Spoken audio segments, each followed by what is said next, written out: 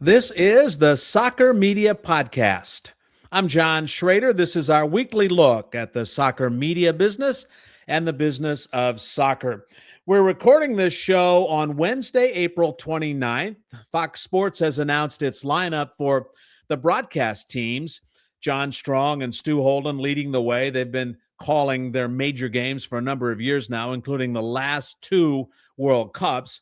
Also, JP Dellacamera with Lori Lindsay. Ian Dark and Landon Donovan are teamed up again this time around. All 9 teams, and they're working 104 games from 16 different venues in North America. Here's the rest of the rundown. Derek Ray and Robert Green, Darren Fletcher and Owen Hargraves, Ian Crocker working with Danny Higginbotham, Jackie Oatley alongside Warren Barton, and Mark Scott and Kobe Jones. And quite possibly the youngest, and for some maybe the least known of this bunch, is Tyler Terens, a 32-year-old former college player at Hobart College in New York.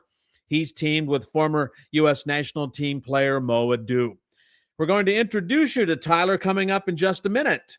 On this little venture in the last few weeks, we've heard from Dellacamera, Strong, and Ray.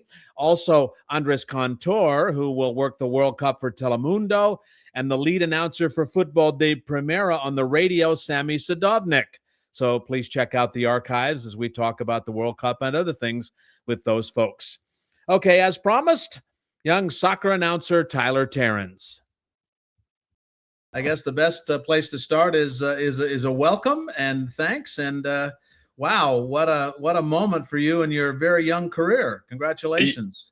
Thank you. Yeah, no, I'm super excited not only to be chatting with you and obviously the news dropping today that I'm a part of the Commentator team for Fox Sports, and just thinking back on my career and thinking back where I started, and when it was announced that the World Cup was coming to North America 8 years ago, and living in Fort Lauderdale and promising myself I wasn't going to buy any tickets, I wasn't going to enter in any lotteries because I wanted to be working the World Cup, I wanted to be calling games, and the fact that it's come to fruition is pretty surreal. And I kind of like each time somebody shoots me a text, I kind of have to remind myself that this is actually happening. But no, this has been so much fun, and I'm so blessed and so honored to be a part of the crew. Well, I guess first of all, and maybe the touchy thing is, you don't have to worry about buying tickets, as some people have to, pay a lot of money for those tickets. Yes. So congratulations. But you did post on LinkedIn, and I'm not sure if it was today. I think it was, quote, "I promised myself I would be working the World Cup when it came to North America." And that dream has been secured. So what made you think 8 years ago that you would be in this position? What gave you that, feeling that was going to happen? I couldn't tell you why I thought that. Maybe it was, a little bit of overconfidence at the time, especially for somebody who was only about a year and a half into calling games. But I just have such a strong passion for soccer, for soccer commentary specifically. And it just sort of, for me in that moment, I knew I needed to set a really lofty and big goal. And with the news coming in that North America was going to be hosting the World Cup 8 years from when I was calling second division games down in Fort Lauderdale off of monitors, I was just sort of like, you know what, that seems like a realistic timeline for something to at least set the goal. And if I fall short, which I probably will, then great. At least I'm maybe inching closer to something potentially for 2030 or whatever it might be. But I just wanted to make a plan for myself and not deviate from it and say, I will be calling this. And the fact that it happened, there were so many things that occurred along the way and so many lucky breaks, and I do really mean lucky, that the fact that it ended up happening is just, it's crazy and surreal. And even the way that my career started sometimes is just, it's insane to think that it's led to this. Who did you watch or listen to as you were growing up and said, I want to be that guy? That's a really good question because, especially when I was growing up and when I was really taking a liking to the game as a fan, I always loved playing, but watching soccer in this country, as you know, John, has sort of like evolved and progressed from something that was obviously much more difficult, 15, 20 years ago than what it is today. But I always was enamored with Ian Dark and his call of the 2010 Landon Donovan goal. I was always enamored with Arlo White and his energy and his passion for the Premier League on NBC.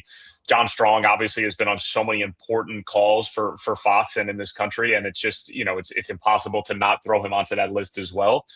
And obviously Peter Drury's at the top of the list as well, just because of the fact that he's become the voice of soccer almost in some ways for the world, being the lead voice for HBS. And those are just several, but there's just been so many, even commentators not in soccer and growing up in New Jersey, and the Mike Breens of the world, the Iron Eagles, Gary Cohen's, like these are Bob Wischusen from the Jets radio, like guys that I listened to and literally like were in my dreams as I was falling asleep in the car driving back home from a sporting event or driving to somewhere. So those are just a few people who I've looked up to, whether it be in soccer or not.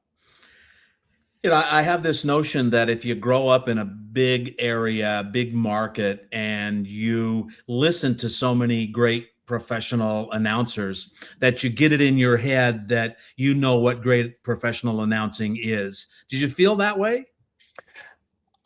I think without sounding too, East Coast elitist, sure. I always did. No, I think it's West Coast. I think it's Chicago. I think it's LA. It's anywhere, right? Yeah. Big city elitist, as my father-in-law might say, but who's also from New Jersey, weirdly enough. But yeah, it's just something where when you're in those markets, there's so many transplants and so many people that move to those markets that when the regional announcers are calling for their specific team, it feels like a national broadcast. Obviously, it's leaning left of center towards the team that they're broadcasting for.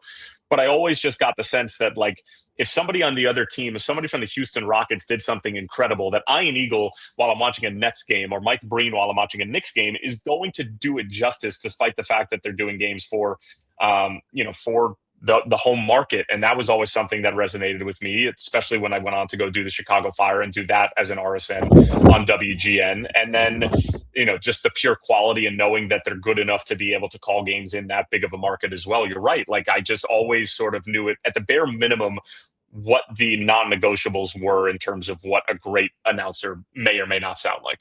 Yeah. Well, the announcing team that was announced by Fox on this Wednesday, April 29th, which is when we're recording this, John Strong, JP Delacamera, Ian Dark, Ian Crocker, Derek Ray, Darren Fletcher, Jackie Oatley, Mark Scott, and at the bottom of that list, and maybe that's alphabetical, I don't know, is Tyler Terens. You're in this company. You're in that group. And so what does it make you, how does it make you feel when you listen to all those names get recited, with yours included? Yeah, I'm going to be completely honest, John. Like, I'm getting goosebumps even just talking to you about all this. And it really hit me incredibly hard when we went out to Fox for a seminar. They flew basically the entire studio and commentary teams out there, along with obviously all the people that are going to be working in LA on the studio show, as well as the match productions. And there was this moment where they brought everybody into the studio where they were having the seminar, the big, massive studio that they do NFL on Fox on. And they were playing World Cup theme music, us walking in sort of a la Champions League, trying to make it feel like a big moment. And for whatever reason, as we're filing into this studio and into this seminar, Zlatan Ibrahimovic is walking in front of me and Derek Ray is behind me. And I almost felt like I needed to turn around and leave and be like, yeah, you got the wrong guy. I don't know if I'm supposed to be in here. That was the moment for me where I was just sort of looking around and thinking about the company that I get to keep, not just sort of being around them and being around the game, because I've been around some really big names of the game in sort of like a tangential capacity, or just happened to stumble into, the back of the house at a game or something like that. But the fact that working with these legends of the game, whether it be Derek Ray and the voice of EAFC, and Zlatan, who needs zero introduction or zero explanation of who he is, this whole ride and the whole fact that this is all unfolding over the past few months has just been, I don't really know what to say, because it's still something that I have to reconcile with as a fan of the game and as somebody who has watched so much of these legends, both calling games and playing, but now need to sort of be like, okay, like, these are my colleagues and we need to put on an amazing product for what's going to be the biggest sporting event the world has ever seen. Yeah, I'm not so sure this is either appropriate or interesting to everybody, but it is to me. You are almost certainly the youngest person in this group. Is that correct? Yeah, I Yeah. think so. Yeah. And maybe you're like in your early 30s, if I can stick my 30, nose in your business. 32. Yep, Yeah, 32. that's early 30s. That's Yeah. correct. What did this young man from New Jersey who went to Hobart College and played soccer? Um, what made him think he could or would become a broadcaster, become an announcer? Nothing. I didn't know that this John, I'm being genuine when I say Okay. that. I didn't know I wanted to do this. This wasn't something where I have plenty of colleagues in this industry and plenty of people who I know and I'm friends with who knew that this was something that they wanted to do from the moment that they could talk, right? And they were, speaking into old school tape recorders and doing Hmm. games.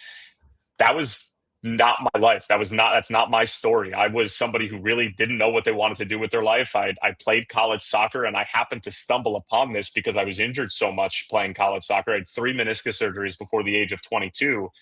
And I was on video duty for a preseason friendly against SUNY Cortland on a rainy Thursday afternoon in August in upstate New York. And me and my buddy were put on video duty. We didn't travel our student manager. And he's from Long Island, New York. I'm from Jersey. We're a couple of goofballs who like to talk a little bit too much. And we decided to do a fake broadcast of our own team's game while we were supposed to be in our coach's word, Sean Griffin, saying, shut up and film the game so we can go home and be able Uh-huh. to watch this for film purposes. So I did an over exaggerated play by play. And he did an English accent that sounded Australian half the time, trying to be the color commentator. And we were basically ripping on our teammates for all 90 minutes. We turned the camera on ourselves for pregame, empty water bottles, the whole thing. Don't ask me why we decided to do this. I still to this day don't remember. There's one copy of this game. It sits in my mom's desk in West Orange, New Jersey, and it will not see the light of day ever. I've had plenty of people try to ask me if they could see it. Nobody will ever see it. It's something that nobody should have to listen to it. But my coach, after the game, when we returned back to campus, literally grabbed me by the scruff of my neck. And this was a broadcast that didn't go anywhere, right? It was literally just us speaking behind an old school video camera. And it didn't go out to a live stream or anything like that. And we were literally just goofing around. And he grabs me by the scruff of the neck and he had played it for everybody on the bus ride back home. And guys are in tears laughing. So he grabs me as I get off the bus, and I'm thinking to myself, I might get kicked off the team. I might get suspended. Like, he's really pissed. And he grabs me because he knew I was the ringleader. And he says, as much as you were being, kind of a jerk today with what you did, he's like, and I'm still pissed you did it. You might actually have a career in broadcasting. He's like, you know the game, you love the game, and you won't shut up, and you have a good voice. Why don't you just try it out? Why don't you just go into the student radio station, which we had one at the time, and they still do have one, WHWS 105.7. And he said, just give it a go. He's like, you don't know what you want to do with your life. You're still looking for a career path. Just try it out. So to answer your original question, I know that's a roundabout way. Like there was no reason why I thought I should have been able to do this, because even when I got out of school, I was so green and so inexperienced comparatively to people who went to Syracuse 45 minutes down the road from me, who had been calling games since their freshman year, who went to Indiana and had been doing the same thing. So nothing gave me the inclination that I should have been able to do this. But luckily, I was surrounded by such an amazing group of people, my family, my friends, who even when I didn't think that I was any good when I first started it, they said, you actually sound pretty good. Like, you will get better at this. Keep going. And it just sort of became a trickle effect of these little breaks and little moments in my career path that continued to happen and eventually led me to this point. Nobody's ever going to see this when it's put on the big picture, when the Tyler Terens biopic is made. Nobody's going to see this. Absolutely not. Nope. It's No? just something that's reserved for just the Hobart Statesman from that afternoon. But maybe a clip or two here and there, but not the 90 minutes in its entirety. Last Hobart College question, I think. Are you the first Hobart College alum to do network television? No, there's a couple. Pierre Maguire, Inside the Glass, Oh, NHL yeah. on NBC. Yeah. He's a Hobart grad. And then how about this? But Bill Whitaker from 60 Minutes is a Hobart grad as well. And then Chris Carlin, the voice of Rutgers basketball and football. I'm still sure he does one or the other. and then also was seen on SNY, Sportsnet New York for years. He's also a big Hobart grad, and Jonas Schwartz for that matter as well. So sneakily, there's like kind of this collection of, and again, Hobart College, for people who don't know, is 2,400 kids. Most people's high schools are bigger than my college, and it's buried in the snow belt in between Rochester and Syracuse. I mean, like you would have to really find this place by accident, and it just happens to have a few guys who worked in network television. That's pretty cool. I have to be frank with you. I went online and put it in the map to see where it was and what city it was in, Geneva, New York, Yep. and what it was all about. So you are working with Maurice Edu, Yep. and you're doing all the games you're doing with Maurice, with Mo Edu, right? That's the way Yes. this is going to work. How much have you worked with him before? Mo and I have been fortunate enough to work a fair amount together over the past year and change. So I got a call from Fox at the beginning of 2025 to come out and do some CONCACAF Champions Cup games. And to that point, I had never worked with Mo before. I knew who he was. I admired his work. I heard he was a good dude and had a lot of fun on air. And I loved listening to him on MLS Season Pass, but I'd never worked with him. And then so Fox gives me this call, says, you're going to work with Mo when you come in and do these CONCACAF Champions Cup games. And then I also worked with him on Gold Cup for, I would say, about 4 or 5 of the 9 games that I did for Gold Cup last summer. And then we've done a bunch of games since. We've done international friendlies. We've done UEFA World Cup qualifiers together. We did the FIFA Intercontinental semifinals between Bolivia and Suriname. So he and I have slowly over the past year or so, I would say close to 20 or 25 games. And Mo's just a pro's pro, and it's so much fun to know him as a person, know him as a professional, and now know that when we call a game for the first time this summer, knowing that my broadcast partner played in a World Cup and saying, hey, what's going through these guys' minds as the opening whistle happens and they're playing in a World Cup, and knowing that he did that in 2010 in South Africa. So I'm so excited to work with him. I consider him a friend now. We have a lot of fun together, and it should be a great summer.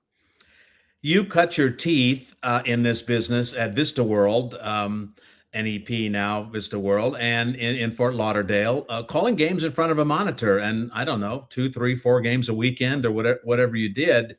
How has that experience sort of helped you understand the broadcast business and get you where you are? Yeah, it's a fascinating question, and Vista World Link has become this sort of like monster of a soccer production company, and everybody, all the young kids now who want to get into soccer commentary know that they need to go through there because that's where the reps are. That's where USL League One, USL Championship, NWSL, USL Cup. I mean, like basically every single entity. CONCACAF used to be a part of Vista World Link, and they used to operate out of there. Now they go out of Media Pro, which is also in South Florida. But anyway, I cannot tell you how important Vista World Link was for my development as a broadcaster, as a person. Not only the amount of reps that I got, which was over 500 in 3 years. And if you think about an MLS season, it's 34 games in a season. And that's if you're lucky enough to call 34 in a season. And back in the RSN days, if you were calling 34, that was a lot because there would be a few games on national TV. I needed reps, John. I needed to, because going back to my earlier point, I was so green and so raw coming out of school because I was so late to the game that calling that many games and getting that many reps that quickly just expedited and put me on a fast track to figure out what it meant for Tyler Terens to call a game. Not, trying to be Arlo White, not trying to be Peter Drury, not trying to be John Strong, but really what it meant for Tyler to call a game, and doing it that much was so helpful in my journey for that. And not only that, but you talk about learning about the industry and learning about all the things that could potentially go wrong. And when I first got to Vista, there was 4 or 5 control booths that were still being built out. The staircases were wooden and creaky, and it felt like they were unstable. And I walked up them as a 22-year-old who had just left University of Vermont as the voice of the women's basketball team and moved down to Florida for this opportunity. And they were still trying to figure out what this was going to look like from a production standpoint, taking the signal, having these machines that were at the venue, sending the signal back to Vista World Link in South Florida, and then the signal going out over the air to television. There was a million and one things that went wrong when we first started this. And that was such a good introduction to me into live television, and just being like, be patient. Things are going to go wrong. Things are going to happen. Use your talk back, talk to your producer, lean on your analyst, and just work through whatever issues might come your way. And all of that was so important. Mike Friedman, who was the one who brought me down there in conjunction with Michael Cohen, who you both know. I can't thank them enough for giving me that chance, because that's what sort of spiraled this whole thing out of control. Do you remember if there's a moment when you thought, okay, I can do this. I'm pretty good at this? There's one game in particular, 2017 Western Conference Final of the USL between Swope Park Rangers and OKC Energy FC, which was coached by the great Jimmy Nielsen, the White Puma, as it were. And it was a 0-0 game that had a couple of decent chances here and there, but it wasn't a great 0-0 game that we sometimes can see. And it goes into extra time, no goals, goes into penalties. It goes into 11 rounds of penalties. And the goalkeepers ended up deciding it. Swope Park ends up beating OKC Energy FC. Adrian Zendeja scored the game-winning goal. And I was in such a zone and in such a flow state for that game, because I was completing my first year of calling professional soccer games at the second division level. I had all the storylines, everything in my memory bank, and I just was in such a rhythm. And I left the game, and I was moving back to New Jersey because I was on a contract at that time from March through November, and I was planning to drive back up to Jersey. I think it was, less than 12 hours later. And I just remember in the car ride back home, I was thinking to myself, I was like, that's what that's supposed to sound like. And I think that I can do this, because I had a full year's worth of information and calling games under my belt, and then capped it off with my last call of the year, which I thought that I did really well on. Listening back to it, as we all know, it sounds a lot better than you think it did, or doesn't sound as good as you thought it did, and then doesn't always sound as bad as you think it did. That's it. But that was probably the moment where I thought to myself, I really need to go for this all in, because I think that I can do this. Yeah, it's never as good as you think it is, and never as bad as you're afraid it was, right? Yes, that's exactly. basically it. So yeah. Now you have all that experience doing monitors. There's 104 games. There's 48 teams. There's 16 venues. Are you all traveling, or are you doing some of those games in front of a monitor? We are all traveling. Everybody's going to their respective games throughout the whole tournament. Yep. And at this point, how many games do you know that you have on your in your docket? A guaranteed of 7 games with a possibility for more on the back end.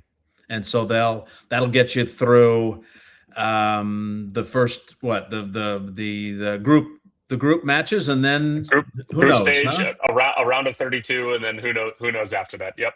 Well, it's nice to have an extra round. That round of 32 I'm calling a knockout round game at the World Cup. I mean, it's pretty amazing. If I just had one game, it was going to be more than enough for me, who's just, I'm chomping at the bit and ready for the summer to commence.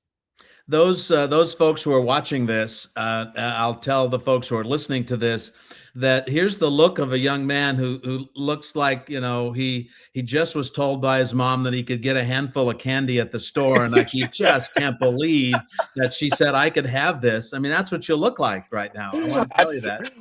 That's what I feel like, and I hope it comes across that way, because I feel so lucky, and so there have been so many, as I said, so many different moments that have led to this. And I just remember watching the 2018 World Cup, and I was so entrenched in the game of soccer. I'd watch every single game from start to finish, waking up super early for those Russia games. And then I would go and call 2 games, maybe 3 in a day, of USL, of CONCACAF Nations League C games. I was consuming close to 500 minutes of soccer a day during the 2018 World Cup, and I was just so in love with it and so transfixed by everything that was going on that part of the world. And then I would come into my game, and it would be Charlotte Independence against Louisville City, and I'd be running up and down the hallways, clapping, getting myself psyched up for it, because we're not close to the game. And I'm just, if it looks that way, it's because I genuinely feel that way. And I could not be more excited to just simply go to these games and know that it's my voice that's going to be in the living room of my dad, who's going to be watching the games, or my wife back at home in Cincinnati. So it's just, this has just been such an awesome day and an awesome few months since I found out. So can you share with us right now what your first broadcast is? Do you know? Yes, I do know. So Mo and I will be in Monterey, and we will be calling Sweden and Tunisia. That'll be our first game on June 14th. And so you have watched lots of Tunisia so far. I was so deep in Tunisian football yesterday while I was doing my prep work. And it's so much fun because you're learning all these little interesting facts. And I'm sitting at the dinner table with my wife saying, "Oh, did you know this? Did you know this?" She goes, "No, I didn't know that because I don't watch soccer 1,700 times a week like you do. Thank you for telling me." But I'm just so excited to share this information with somebody. And each game that we are assigned has so many different storylines, so many awesome things to be able to bring to the viewer. And it really is going to be the biggest sporting event we've ever seen. I can't wait. So the third most knowledgeable person in North America on Tunisian football now, after Tyler Terens and Mo Edu, is your wife. Probably, yes. Okay. Probably at this point. And she's excited about that, I'm sure. And my dog also has gotten her fair share of facts that she's not interested in, saying, "Dad, where's the treat? I don't really care about Tunisia." Yeah. So when does this venture all begin? When do you get started? When do you jump into this fully, or maybe you probably already are? So I already have, and I was, oddly enough, I was almost like, not frozen is the right word, but it felt like such a momentous occasion for me to start the work, because as you know, like, that's when you really start to wrap your head around the fact that you're going to be calling this big event, this World Cup. And I was just waiting I was like, does something need to happen? Do I need to be waiting for, like, because we've had our schedule now and which games specifically we're going to be doing for a few weeks. And I've also been calling some other stuff, and I didn't have the total time to be able to really commit myself fully to it. But 2 days ago is when I started recording this on a Wednesday on April 27th. And yeah, I just threw myself into Sweden first, and then Tunisia. And the best man at my wedding is Swedish, so I was texting him the entire day while I'm looking it all up, and he's super excited. He's going to watch that game, obviously, from his house in Brooklyn, and he's been a good resource, actually, because, like, just hearing him talk about the Swedish national team has helped me sort of wrap my head around what it means to be a Swedish supporter, which is one of the better ways to help, sort of come to grips with all those storylines from a fan's perspective. And you need to pick up something, and you already know this, from Derek Ray, and that is you have to pronounce every single person's name exactly the way it should be pronounced in their home country, right? Yes. According to Derek, yes, that's exactly how you should do it. The Swedes are arguably one of the toughest to really get right. And I had this conversation with my best man, Marco, about this before. He's just like, don't even bother, because you're not going to be able to pronounce it as perfectly as possible while also maintaining what is English commentary along the way. He was like, don't even bother, go with whatever the anglicized version is. And a lot of the guys who, maybe play in MLS or something like that, who say their name for the commentators on an audio file, have already changed it a little bit, because Swedish is a really tough language to nail. Well, and Ibrahimovic is not necessarily a native Swedish name. So no, exactly. Yeah. So one last thought here. You're excited. It's an awesome moment in your life and your career. Any nerves, any anxiety? Do you ever think about how many people actually might be watching you? That's a good question. Whenever people ask me, do you get nervous when you go on air? Yeah, I mean, like, it's live television, and whatever comes out of your mouth is what the viewer is hearing, and how they see that, and how they hear and experience the game. Like, there's a responsibility with that, and it's also just live television. That's nerve-wracking in itself, but that's always good energy. This is a little bit different for obvious reasons. I didn't really understand the gravity of it until we were at that World Cup seminar for Fox, and really put the numbers to, like, in front of us, where they were telling us just how many millions of people tune in per game, and how those were projections based off of 2022, and how they were expecting it to be way beyond those projections. Yeah. And also the social media numbers that happen too, right? Because, John, as you know, like, so much of the way that this generation now consumes sports is through clips and through moments and through highlight reels and through YouTube packages. And those numbers are staggering, right? That NBC from the Olympics, I think it was 2 billion across all platforms, and Fox, being as ambitious as they are, want to exceed that. And to think that there's going to be maybe a game that I do the highlights of that's going to have 15, 20, 25 million views on it, it's a huge responsibility, but that's what I signed up for, and that's what I promised myself 8 years ago. And I think I'm ready, and I certainly will do the prep work to show it as well. Well, congratulations. Thanks so much for spending time with us, getting to know you. And I think of all the announcers there, maybe folks need to be introduced to some people like Tyler Terens. They're not as as familiar with, and we're happy to do that. So thanks. Thanks so much for having me, John. Appreciate it. You're welcome. You're absolutely welcome. Tyler Terens will call his first game at the World Cup in Monterey. It's Sweden versus Tunisia. That's on June 14th. Thanks so much for being here. We appreciate it. You can check out all of our interviews at YouTube, Apple, and Spotify. I'm John Shrader, and this is the Soccer Media Podcast.